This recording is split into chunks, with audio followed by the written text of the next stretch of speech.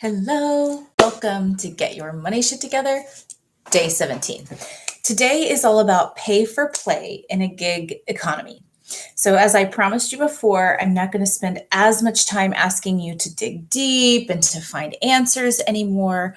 You're going to actually be referring to the work you've done quite a bit.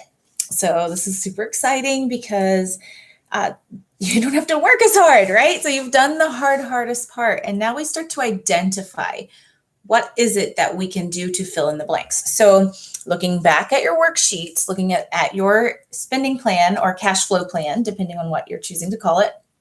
So looking at your cash flow plan that we've created for you, we're going to look at what needs to happen and then evaluate what potential skills, ideas, hobbies, activities that you have that can help you to bridge that gap to make it fit more where the spending part of the plan matches, or even you have excess in the income part of that plan. So the goal of today is really one primary focus, which is to identify where and how you can get paid, how much you need, and then get you started earning that money. So let me start first with a brief introduction to what is a gig economy. You guys probably know by now, if you're watching this, you probably have noticed that either a full-time job is typically not sufficient just to have one job, or you are not participating in the full-time job with an employer role. So what happens is we either can bridge a gap with this or we can make this our true income. So the first thing you're going to understand is that a gig economy means, and this is something we're moving into, rather than having a steady employer that you report to all the time, typically this means we're beginning to do more of like my own work, kind of like this, right? I can be a professor for a university, or I can create something of my own and create gigs for myself. For example, one of the things that's been happening as I'm opening myself up more in the local Miami market is I'm taking the book, The Money Shot, and people are saying, hey, well, can you talk to my group? Can you speak to my group? So let me show you an example of how that can be used as a gig and how to get paid. So for example, I could say, yes, I'll come to your group. My fee is. So there's a way I turn that. This gig could pay me a fee. That fee then is for my time. Another option I could do is, okay, I'll come speak to your group, but I'd like to be able to offer my book. So now I take the book with me, I offer it for sale at the event. Say it's a group of 20 people, maybe 10 people buy the book. So now I have 10 book sales. So let's say this one I think is $20. Honestly, I don't know about that until I go to these things. I think this is around $20. I think you can get it online for maybe 13, 14. So if you buy it in person, it's around 20. So when you buy this, let's say 10 people do that, I just earned $200 at that speaking event. In about an hour, usually is what it takes.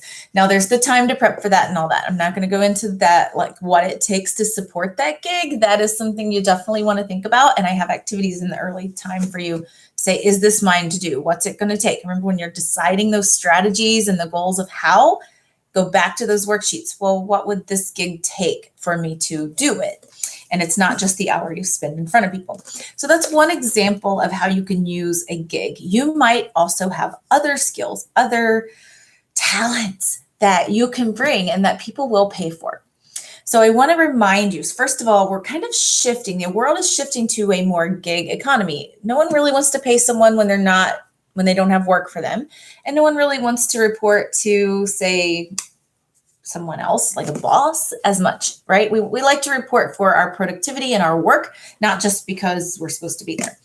And we're shifting and gaining, and of course, the internet is supporting the ability to then do a gig and do another gig and do maybe several gigs at once and do some good time management and carry that. So how do you identify? Maybe you're not in the gig economy yet, or you're not sure, or you're there, but you're not sure how to expand that. So if you're looking to create this, first of all, the intention of joining the gig economy would be to offer your talents, your gifts in a way that serves others, and to get paid for something that you do naturally anyway, or have spent a lot of time and energy learning how to do.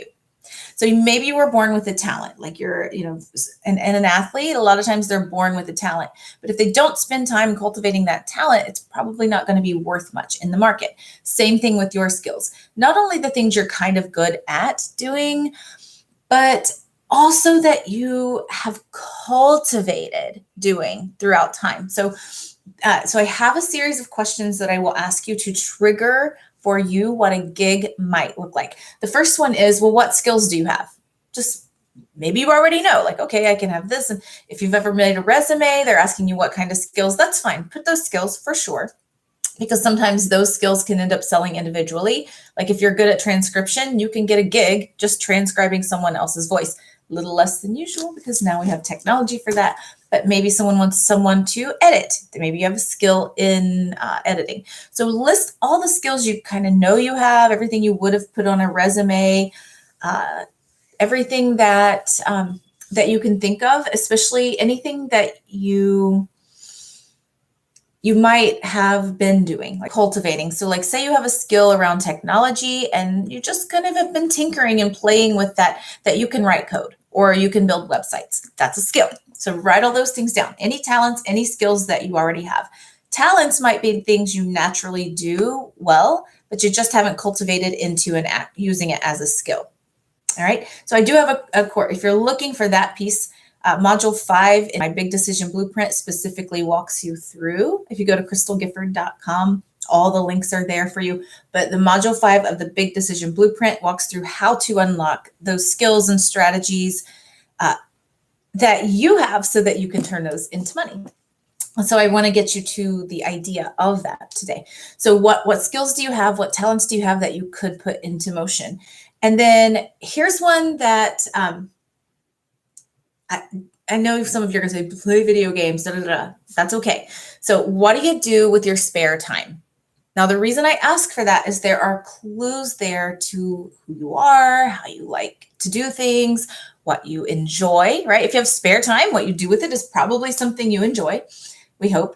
And so what do you do with your spare time is really just like the digging into things you enjoy. So notice the first is like, what are you good at doing or have cultivated skills? The second part is like, well, what do you like? What do you enjoy? What is it that you're going to do when you have some spare time? Then we're going to ask you this one. And this one is probably going to bring up a lot of ahas for you and might surprise you a little. What is something that your friends and family come to you for often? So think about that. What is something that your friends and family, they come to you, they ask your advice, your support, your gift. Will you help me do this? Will you help me through this? They come to you with questions about XYZ. What are those things? There's a value there for you to recognize that if people are coming to you for this, they must see in you something of value. So all of these are potentially sellable skills. So there are two things I talk about in the Big Decision Blueprint, Module 5, the skills portion, selling your skills for money. And that is that it needs to be a sellable skill, meaning it has value to someone else in the market. That's how you get paid for it, right? Sellable skill. It's something that, like if you're going to fix my computer, maybe I pay you for that. I have a handyman coming by, making things how I like them, right? Since I have a new space. And I'm happy to pay him for putting in my water filter and doing, fixing the closet racks that are broken and things that make my life better that I'm not going to do well, or it's going to take a lot from me. So what are the things your friends and family are coming to you for anyway? Write those down. And then now you're going to go back to your financial statements. Well, how much do you need to be paid to meet your financial goals? So you're going to go back to that activity sheet with your cash flow plan and say, well, let's see. My spending is $3,342 a month. Okay, so I need to be paid at least $3,342 a month, right? So that's my minimum. So I would probably round that to $3,500 and say, okay, I need at least an income of $3,500 a month if that's the number I'm looking at. How do I know this? I went to my cash flow sheet and I looked at total spending. That's it. So you've already done that work. And so you say, okay, I need $3,300 a month. Now you're going to say, okay, well, I have this maybe you have a part-time job and that pays you $2,000 a month. Okay, so what I really need to earn is another $1,500. So then you're going to take whatever that number is. So whatever the amount you need to earn is, you're going to choose one of the skills. Now you can take it through the processes we've done here. You can go grab the Big Decision Blueprint if it fits for you and walk through that process. I do have a little bit of a free decision making one there same stuff, but there's a free version that'll help you a little. So whatever tools you want to implement for there, so find and choose whichever skill it is that you want to focus on first. Okay, and so you're going to look at, okay, I think this skill is either the most fun for me or the easiest for me to do or fits into my life and also can get paid, right? So you want to look at one that can get paid and that you can and will do. So then you say, okay, how much can I earn per gig? So if say you're fixing computers, how much can I earn each gig I go to? Okay, well, it's a $50 service call plus whatever I have to do for them. So on average, I'm noticing I can make $100 per call. So then you're going to say, okay, make $100 per gig. Well, how many did I say I needed? I needed $1,500. So this is how simple it is. You take $1,500 divided by the $100 per gig you will earn, and you say, oh, okay, I need 15 gigs this month. Now you're working with how to work in a gig economy. So this is something you're going to need to be able to do if you're going to separate yourself from employer and become more of a self-starter, an entrepreneur, or an independent contractor.